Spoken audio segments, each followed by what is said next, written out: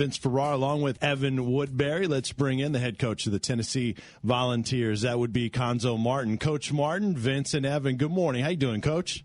All right. How you guys doing? We're doing great, Coach. Went over Presbyterian the other night, and you had talked about going in that you wanted more pace from your guys. You wanted to be aggressive offensively and get up and run up and down the floor and get after those opportunities off missed shots. You guys accomplished that, didn't you? Yeah, I thought we did a good job of that, being aggressive, attacking the rim, getting to the free throw line. I think Trey's playing as well as anyone right now as far as scoring the basketball, penetrating and pitching, 8 assists and 0 turnovers. Coach, you guys are 6-3 right now and certainly haven't played without Jerron Mayman. How would you assess the season to this point? Oh, I think it's going fine. I mean, you lost 3 games against quality opponents. 2 true road games came up short, games both down the stretch.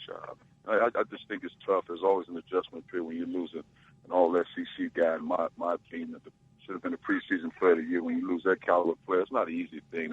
There's a major adjustment to be made. I think the guys are doing a good job going one game at a time and getting better. Saw Jarnell with one of his more productive games in a while without Jerron Mayman with the 18 points, 7 boards, and making all his free throws. What are you seeing from Jarnell and making progress without Jerron? Well, he did a good job in the last game. You know, once again, he's a guy, he sees a double team coming from the backside, the top side. Guys are sagging in on him when he bounces the ball. Guys are digging, trying to take the ball out from him.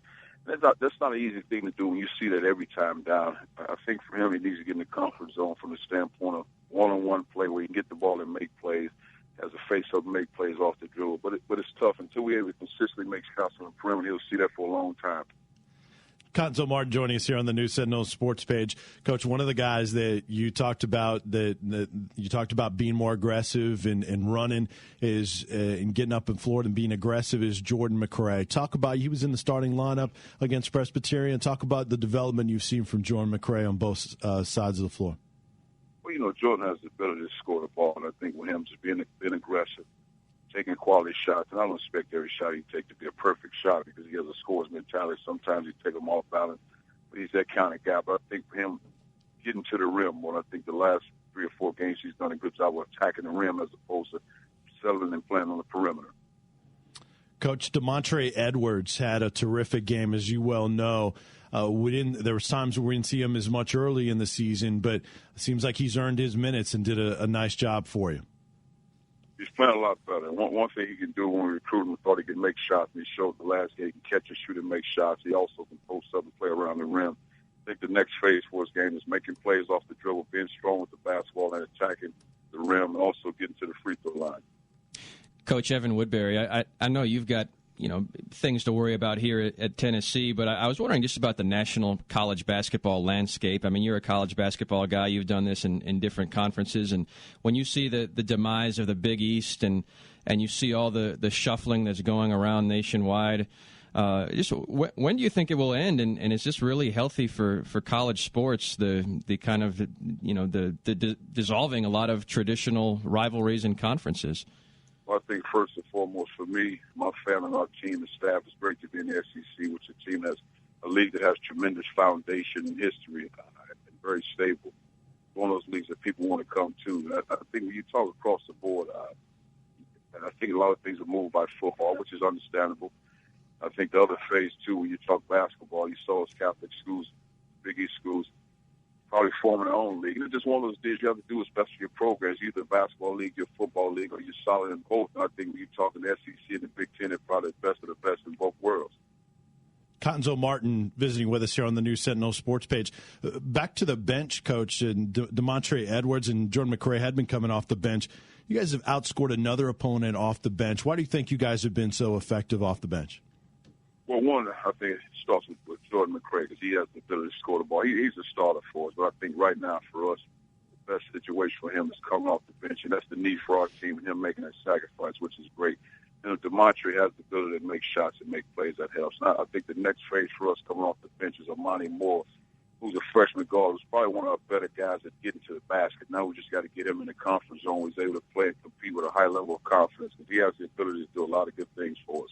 Is that? Do you think it comes down to confidence for him in advancing his game and earning back some of those minutes? Well, the one thing he has is confidence, and I don't want him to lose that. But the thing for him is, for us, is taking care of the basketball.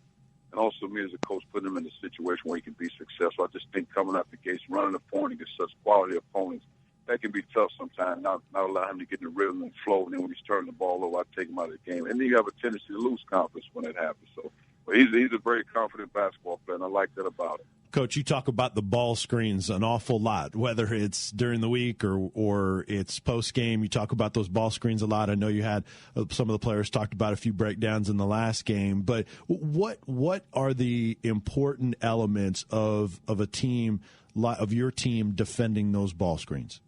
Well, I think the biggest key, if you watch every team, pretty much watch a lot of college teams, but all teams in the NBA, that's the one thing that's hard to guard because when you're talking about down screens, flash screens, back screens, you can defend those one or two ways. Well, there are probably 9 or 10 different ways that you can see a ball screen coming at you in different angles.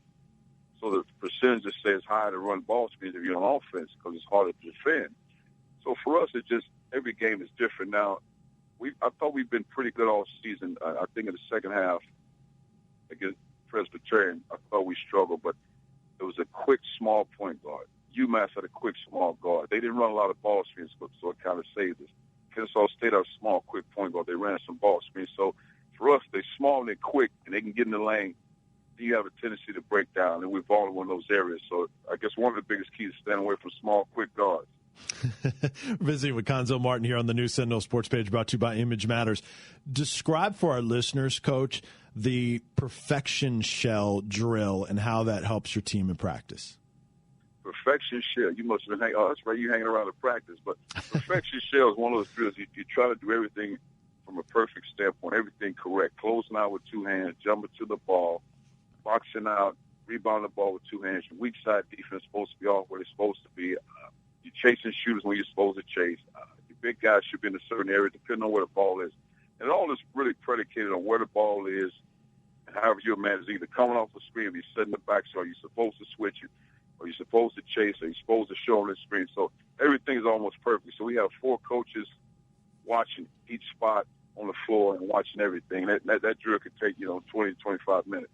Coach, brag on your assistants. I know I've seen you guys work, and you have tremendous chemistry in practice, and maybe they don't get talked about enough. We've visited with them from time to time on the show, but brag on your assistant coaches and your staff. Well, I think we have one of the better staffs in America, and I say with all sincerity, one thing you have to have is loyalty and integrity amongst your staff, and there has to be somewhat of a family environment. If you don't have staff with a great chemistry and camaraderie, then it doesn't carry over to your players. So you got to have that first and foremost. I think the other thing that makes a staff successful, guys have egos on the staff because that's what makes them good. But it's challenging those egos and making sure we're all on the same page. I think when you talk about Coach Webster, this guy that's been in the trenches for years and understands the lay of the land. It's been around the blocks, ups and downs and highs and lows, and developing players, recruiting players, the mindset of young athletes. He was a great college player. So when you've been in those locker rooms, you've seen average players, great players, role players, and then you've played against them, you've coached them. He's a Final Four coach with Illinois, so he's seen it all. So now when you have that type of reputation as a point guard, now that bodes well with Trey Golden, his development. That's why you see Trey Golden having the success he's having. So now the game is somewhat slowing down for Trey Golden. Then John Harris is the guy that just works extremely hard with our big guys, competes that he gets in the trenches and bangs and gets out there with those guys. Actually, he and Ken Williams can get out there with those guys. Now, Coach Webster, he can't get out there like that, but he and Ken Williams can get out there with those guys, compete and battle with them. And I think that's good for those guys playing and showing those guys, as well as Ken Williams, getting out there with those guards, showing them how to come off screens, has a level of toughness to them, very competitive. And I think all those things help your staff in being successful. I think the key with those 3 guys, they get along with each other. Our support staff, Houston Fancher, Mark Prancrest, and Marco Harris, those guys do a great job as well. Cuonzo Martin joining us here on the New Sentinel Sports Page. Vince Ferrara, Evan Woodbery. I know you can't be specific. You mentioned recruiting there. How's recruiting to the University of Tennessee going for you and your staff? Going well. It's going well. I think recruiting at the end of the day is, winning ball games, bringing the guys to your atmosphere. Because you can recruit from afar all day long, but until you bring the guys on the campus, they see you playing. Because one thing we get is exposure. They see your teams playing. When you win games, you had a big win against Wichita State. People see that. Recruits see that. So all those things are good. The biggest key is winning games, being on the stage, and being in the spotlight. I think that really helps you recruit more than anything. Coach, I know you're focused on your team, but you love basketball. You watch basketball whenever you have an opportunity. A lot of people have pointed to the RPIs that aren't very flattering in the SEC at this point. I know you got a long way to go, but what do you think about the conference this year in basketball to this point? Well, I think first and foremost, when you have new coaches, what you're trying to do is establish your program. So you have some new coaches coming in, but sometimes the schedule's set. Like when I came in last year, the schedule's set, tough schedule. You got to go fight and do what you can do to be successful. I think some of the other coaches are coming in with new programs, new identities. You're trying to win games more than anything. I don't think as a coach you're more concerned. Your concern is your players and your program as opposed to an RPI. You want to win ball games, establish some confidence amongst your players, make them feel good about themselves as opposed to losing 7, 8 games in a row. Now you don't have an identity. Now recruiting is tough and all those things. So I just think when you're coming in early, it's one thing. But I think if you've been established in this program and in this league, I think we have to do a better job with our scheduling. You know, it's our job as individual coaches and teams to recruit players to our programs. But we got to do a better job, I think, across the board in scheduling.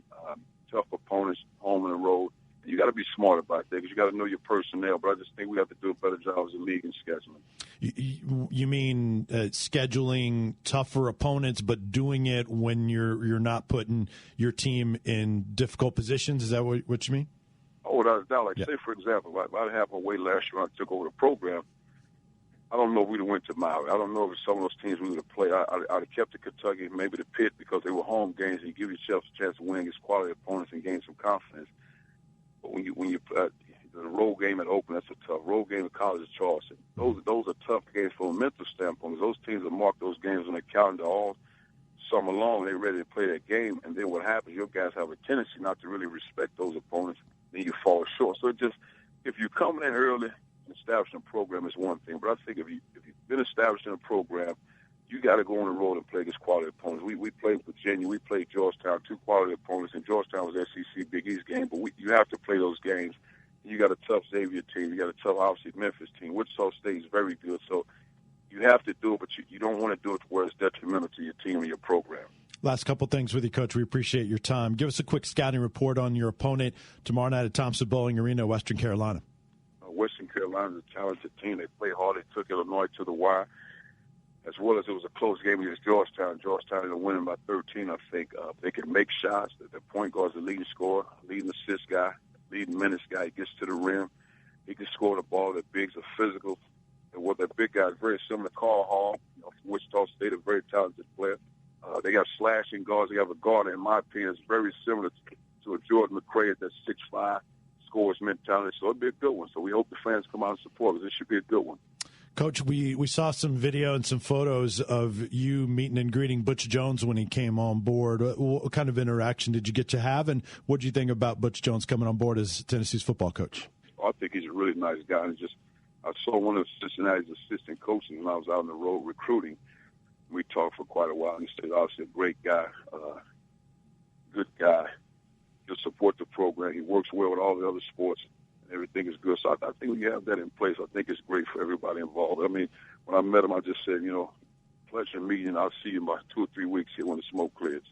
He's similar to you. You tweet, and he has embraced that social media, he and the entire staff. It's been tremendous, the interaction with fans. That's something that you believe in as well, Coach. I think so. You have to have your fans involved. It's very important. But I like it for it to be genuine. When I send out tweets, I like the fans to be involved because I think you owe that to the fans. There are a lot of fans, from a distance standpoint, aren't able to make the game. Financially, aren't able to make games. So this is a way they can kind of get some instant feedback from the coaching staff and being a part of our program. And I try to take time and sending out texts. I'm not one of those guys that, somebody's sending them for me. I send them out myself, and it probably take me, about 10 minutes before I send the text just to make sure it's right. The grammar's obviously correct and all those things. But I take pride in that because I think it's important. Well, Coach, if we don't see you tomorrow night face-to-face, we wish you and your family a very Merry Christmas. We appreciate the time, as always, and good luck tomorrow night. All right. Thank you guys for having me. Thank you, Coach. Merry Christmas. That is Cuonzo Martin, the head coach of the Tennessee Volunteers.